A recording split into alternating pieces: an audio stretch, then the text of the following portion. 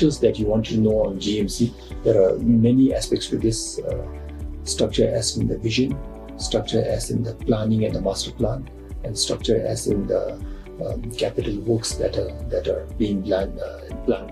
So I think in terms of visioning, as you would have known already, His Majesty the King has already visioned this as a greenfield project, a project that has not happened in the world until now, a project that would be one's dream to probably live in.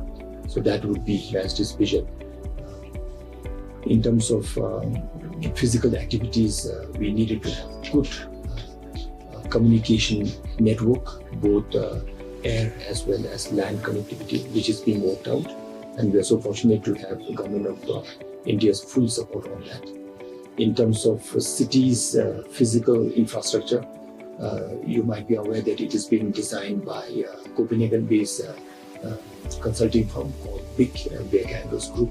And then we have hired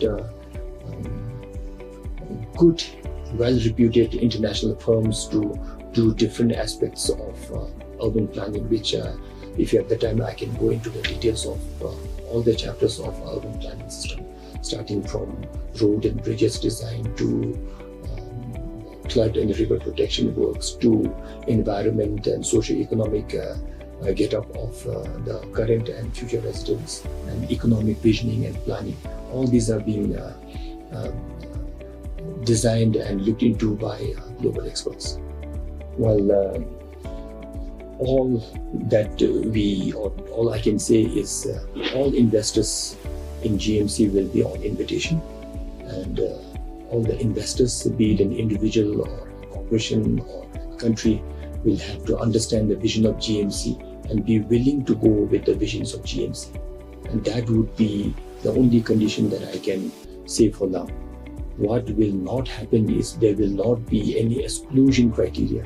As long as the principles and visions are set and agreed, I think any individual or nationality or nation should be allowed to do business with the GMC. Physically, Gelephu is bordering the state of Assam.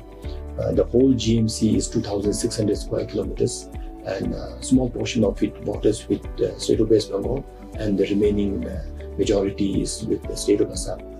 And since GMC is a greenfield project, GMC will be a city like no other cities in the world, city of a very unique values.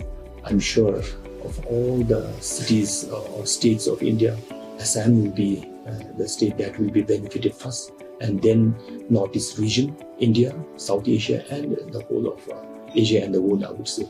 So that way, again, if you want to expand on this, we will need some more time. But for now, to begin with, I think it should be, and it is of huge excitement to state of Assam and Government of India. Because Northeast, as you all know, Government of India has a lot of interest in building up and promoting Northeast Indian interests. So I think it will be of huge strategic value for the whole Northeastern region to begin with. GMC, as I told you, is a greenfield project, is unique, is different. While we have to study different models, mainly to see what all we should not be doing.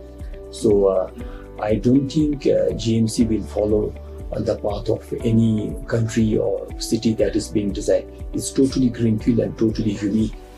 For now, I think that would be a unique selling point of GMC. That is like no other cities in the world. We are not looking at any modern city that is being built or designed. We are not going to fill up GMC with skyscrapers. The vision will be low rise, low density. A place that is absolutely clean, one of the safest places on earth, one of the cleanest. The energy requirement should be abundant and absolutely green and renewable. So these are the special features that we are looking at. So I really don't think there'll be one template that I can quote for now that we are going to apply on GMC. It's something totally different. Well, GMC will have to be connected to the world. GMC will have to be a place where all bright global citizens, when they have good ideas to work on, we will be more than happy to welcome them. So when we are talking about the world, immediate neighbor is India. So it will be of huge strategic value for us as well as that particular company or the state in India to study GMC's milestone, study us well, follow us, and then place oneself accordingly. I think for now, that is something that I would like to wish for, that Indian companies, Indian business leaders, and Indian administrators to study, follow GMC's milestones closely. Yeah, I mean, even though GMC is geographically in Bhutan, within Bhutan, His Majesty the King is designing the city for the world, for the future of the world.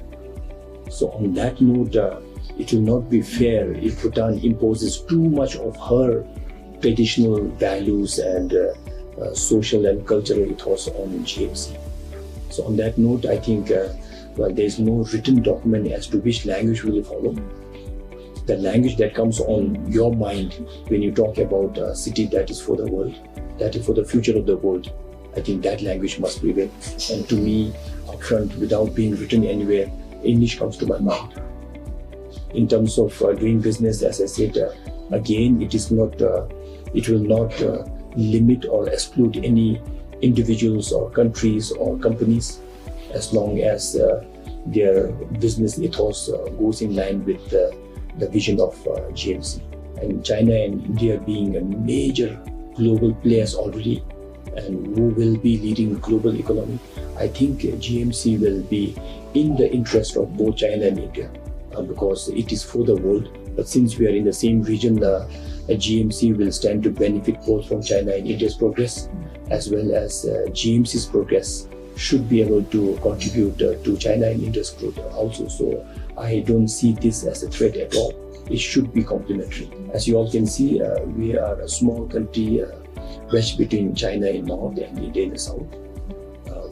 While China and India have their own differences, we are very friendly with both the countries. That's why, being so small, yet we are able to go around preaching on the principles of gross national happiness. So I think a lot of this credit goes to a good, friendly attention that we receive both from South India as well as North China.